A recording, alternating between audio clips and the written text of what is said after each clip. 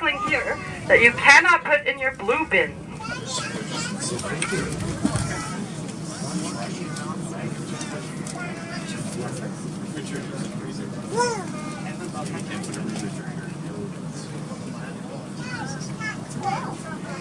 Alright, so who can name something that they've seen here that you cannot put in your blue bin? A bike. A bike! So it's also always very sad, I think, if we see a bicycle in the metal salvage pile. First reduce, then reuse, and only then recycle. So we actually have companies that take all the stuff away from this area, and they do the recycling. And we have a company that takes the bikes, refurbishes them, and resells them, which is great. So yeah, so there's 25 different products that we take here. The general public can come here. All these cars lined up on this side are putting garbage in garbage bins. And then if they have any recycling, they'll put the recycling on this side. We do this because it's easier and they have small loads, and also because out there where all the main commercial trucks dump, there's a lot of nails and broken glass, and they would all get flat tires. One pile that you can see here on my right is mattresses. What are mattresses made of?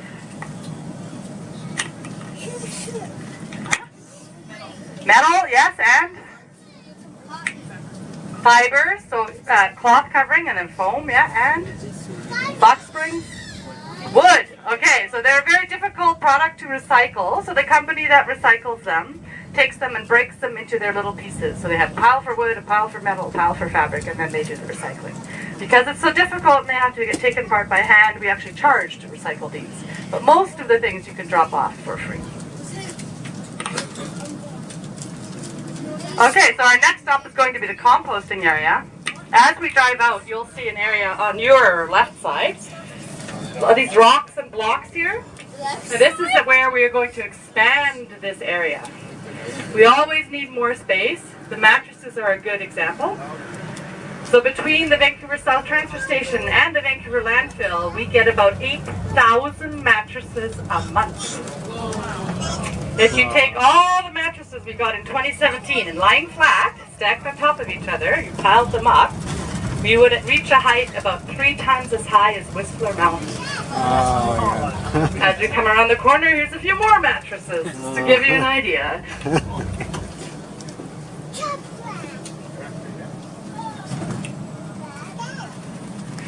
So as we drive along here, you see a hill in front of you. This is not a hill of dirt. This is a hill of garbage. So it doesn't look like garbage because it's all been covered up. But this is where we started filling in the 1960s, and then we filled all the way to the other end of the landfill, which is 3 kilometers away. Wow.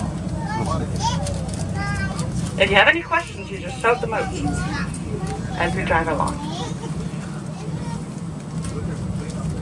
I saw some tires. The gentleman was asking a question, what about the tires? So we are not a hazardous waste facility, and we don't generally take paint and tires, but we're trying to be kind of a one-stop shop. So if you bring a tire, we will take it. And then we give it to the people who actually do the tire recycling. And the same with the paint. We're starting a new program, I believe, where we will take cans of paint and then give it to the people who do the recycling.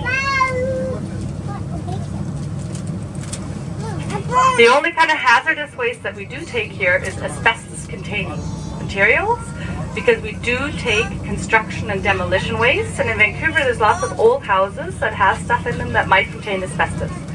So for those contractors that take apart those old houses, they have to put the asbestos containing materials in special bags, and they have to remove it very carefully.